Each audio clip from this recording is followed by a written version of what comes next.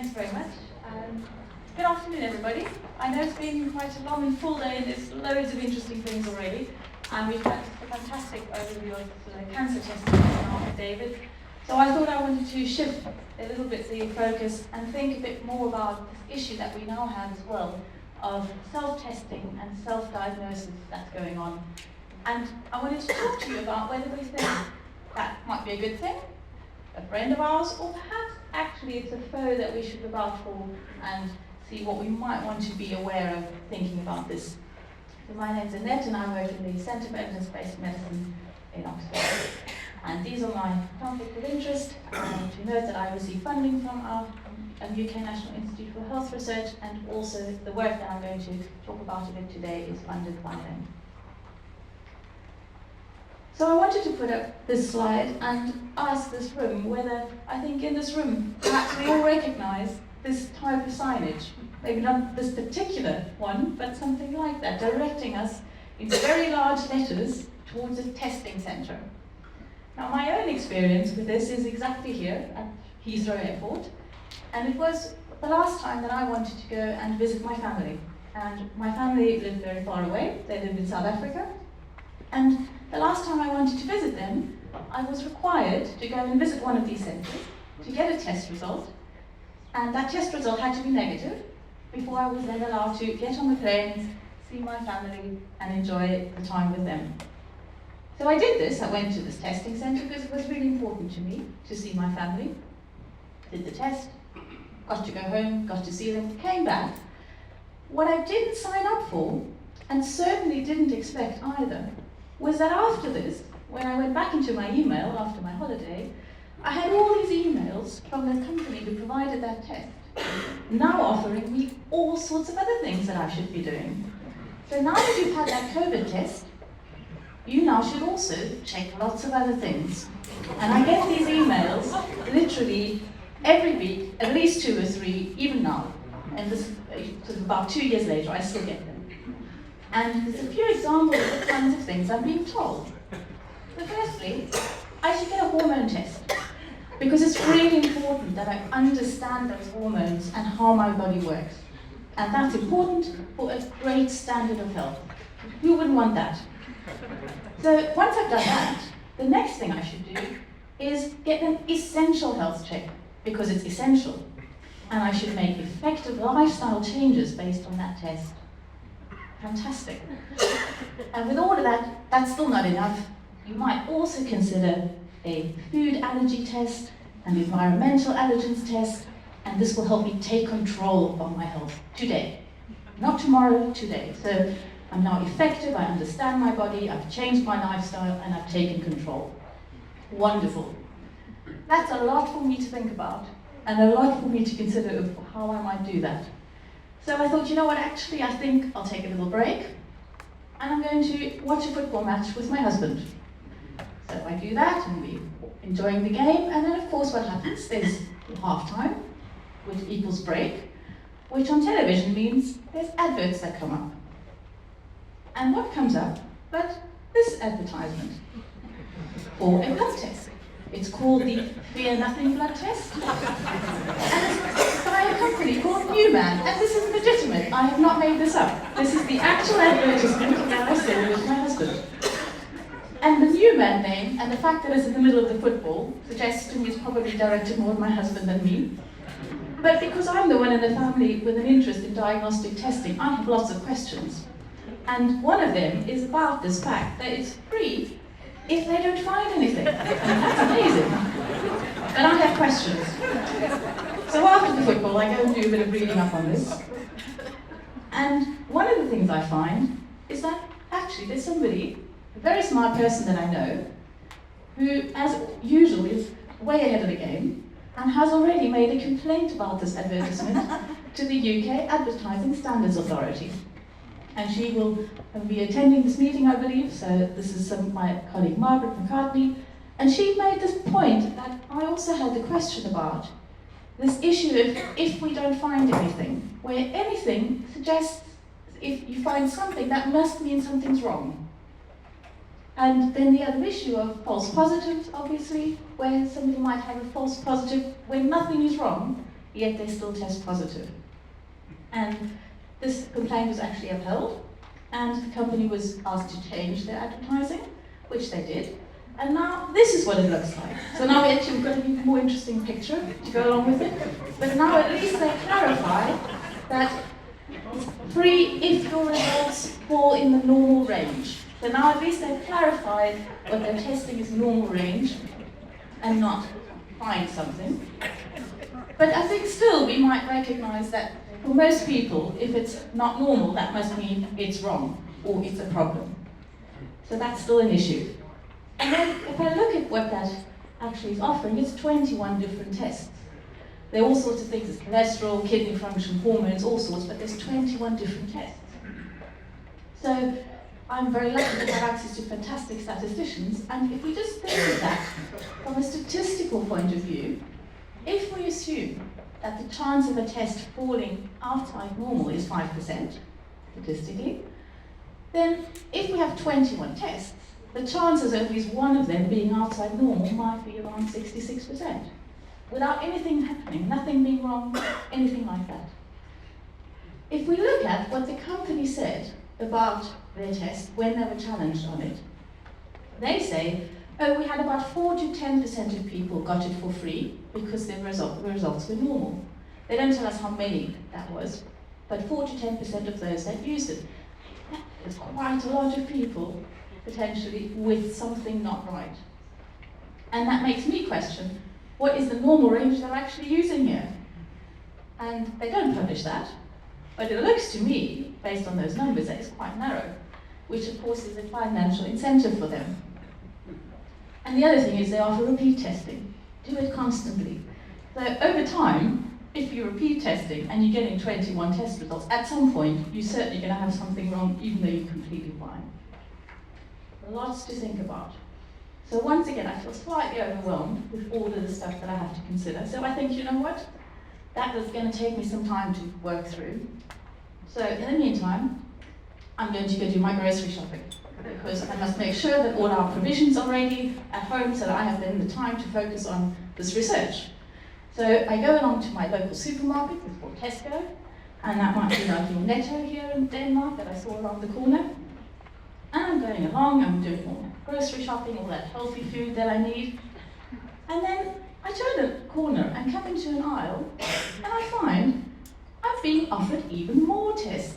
So here, in the UK, on a supermarket shelf, I can buy a variety of tests to check a variety of things. I can check my bowel health, iron, thyroid, menopause, even HIV, all sorts of things on a supermarket shelf, right alongside all the groceries.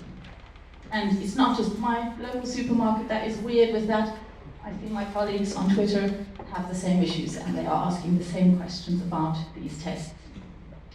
This is also something that has made the news media, it's been noticed to that extent, where they're actually at least asking some questions about whether this is a good thing or perhaps not. So some of the issues about could this be good might be about giving people access where they can't get it, perhaps helping people monitor their health, giving them reassurance.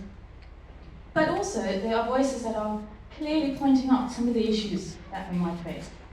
Aside from the obvious issue of quality checking, how good are these tests even in the first place, it's also obviously about what about false positives, and then we're having people access health services more. So instead of reducing the burden, we're increasing it. And what about false negatives? So people are taking a test, they're being told you're fine, and now suddenly they think, oh, I don't have to go see a doctor. And then also, of course, potential direct harm, delays in presentation, and the regulation of these tests is really unclear.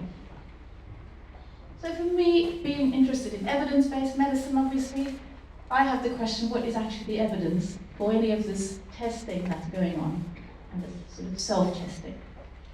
So looking a little bit more just at that particular company that now provides those tests, and just to note there are others too. I just had a look at this one for this presentation. Looking at the tests they're providing, they all say, oh, these are all approved, they are CE marked, which I think we all know is that sort of European standard marking that you even get on your teddy bear. And they are approved by the UK Medicines and Healthcare Products Regulatory Agency. Great. 4 of them are FDA approved, and the Plu and COVID ones have even got some UK government approval. What, however, isn't clear is how any of that approval worked, and particularly what evidence was generated for that approval. The only thing we can find is what the company says about how accurate their tests are, and then the fact that there's no reference to any published studies at all.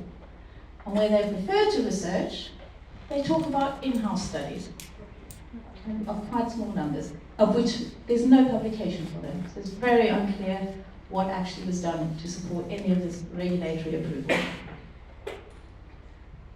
So for me, the question really was to start at the beginning and think about what is actually the evidence for the diagnostic accuracy of self-diagnosis. So we did a systematic review to look for all the studies that we could find on the diagnostic accuracy of self-diagnosis. And we looked particularly at conditions that are relevant sort of in a primary care setting, which may be the kinds of things people might want to test themselves for. For that review, we found 18 studies that met the inclusion criteria, and they described studies for 3 types of conditions. For the first one, we found 5 studies that talked about self-diagnosis of vaginal infections. And overall, across the studies, we found that the sensitivity of those tests was far too low to be a useful rule-out test. The other condition that we found studies for were common skin conditions.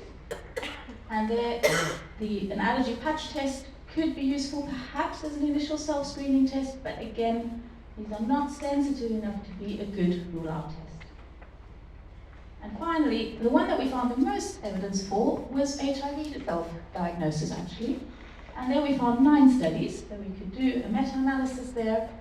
But again, the pooled sensitivity and specificity, again, says, particularly the sensitivity, tells us that this is not a good enough rule-out test.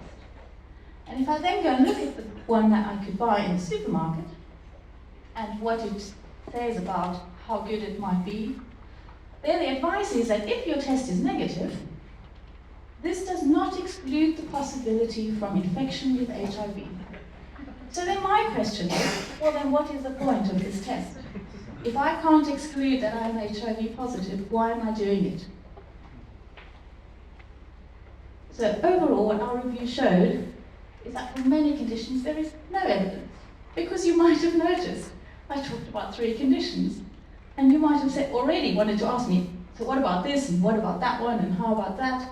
Which is what one of our reviewers asked as well. And we had to tell them, as I'm telling you today, the reason there's only 3 conditions in this review is because that's the only conditions where we found any studies that actually looked at the accuracy of self-diagnosis. And for those 3, the current evidence doesn't support routine self-diagnosis. Another issue is actually looking at being clear on assessing both the evidence for self-testing as well as self-diagnosis. So there were some studies where they looked at people doing the test themselves, but then a doctor interpreted it, or a nurse or a practitioner. The question really is though, if we're asking people to do it themselves, are we also assessing how they interpret the results and what they do with it? So in reality, the big issue that we also identified here is where is actually the real world evidence?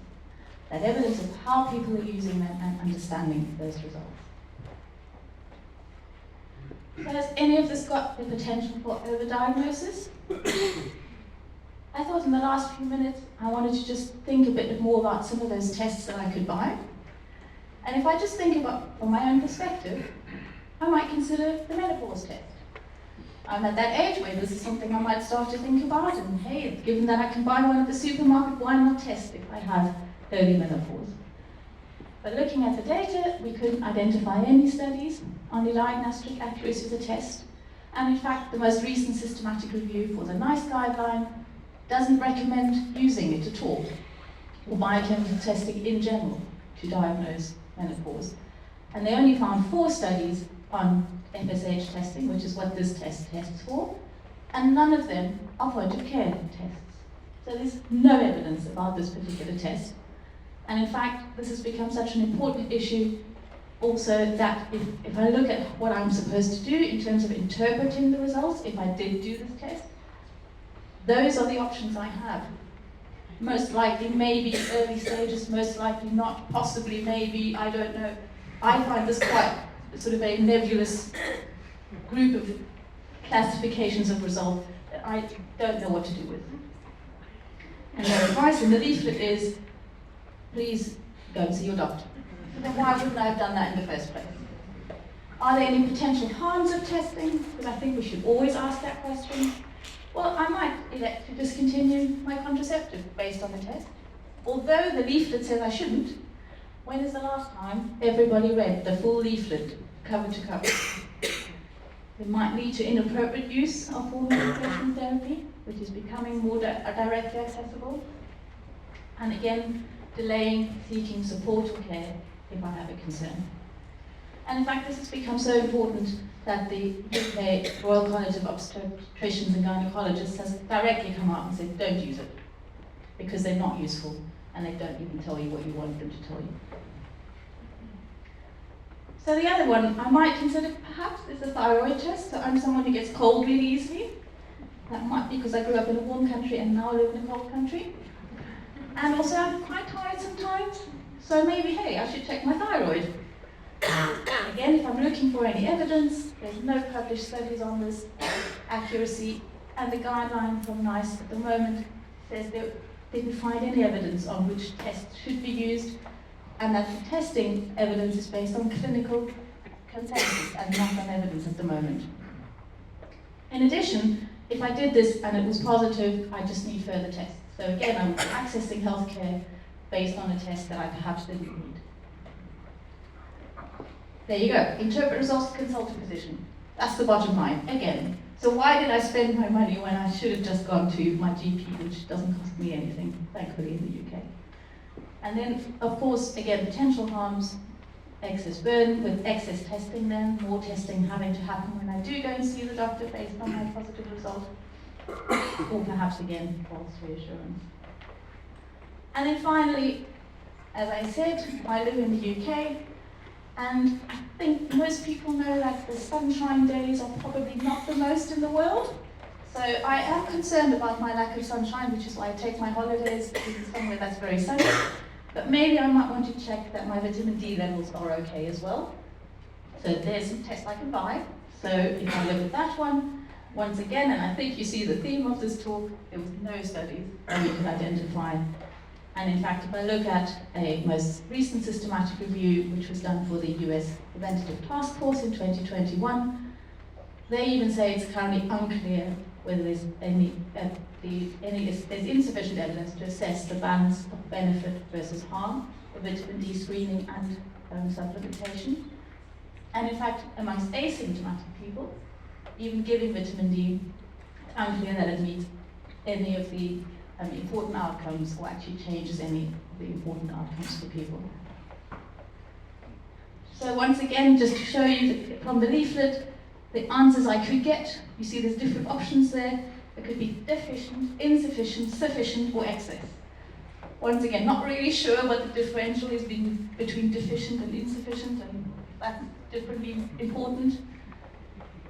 But also, I wanted to highlight this one point here, where they say, please note, you should read the results at 10 minutes, not 20. So that's a very specific directive. And if people are doing this test, are we all doing it exactly correctly? Or are we perhaps even interpreting incorrect results because we haven't done it in the way we should? And again, consult a physician. So really, if I did go out and buy those 3 tests for myself, all I would be doing is going to see a doctor afterwards. And for me, that is an indication of overdiagnosis potentially, because actually maybe I didn't need any of those. Of course, with vitamin D, we may have some issues of potentially harmful self-overtreatment. Of course, that's rare, but that could happen. And again, delaying seeking any care if I have a concern. So where are we now? We are in an environment of self-testing and self-diagnosis with no evidence. We don't have any evidence to support any of it. So what can we do about it? We could suppress it. We could suppress self-testing. However, I feel that that's sort of pushing the boulder up a hill. We're already there, it's already there. I don't think we can roll that time clock. We could affect the regulatory process, the fact that these tests are coming onto the market. I think many might argue that's pushing an even bigger boulder up an even steeper hill. It's a very difficult thing to do. Generating evidence, as a scientist, that's where my heart lies and that's what I want to do. However, I also recognize that takes time and it's a bit of a push up a hill. So really, perhaps, where we really are right now, and I'm going to challenge this audience to think about what is the key question we actually have to ask, and that is, am I informed? Do I have enough information to make a good decision?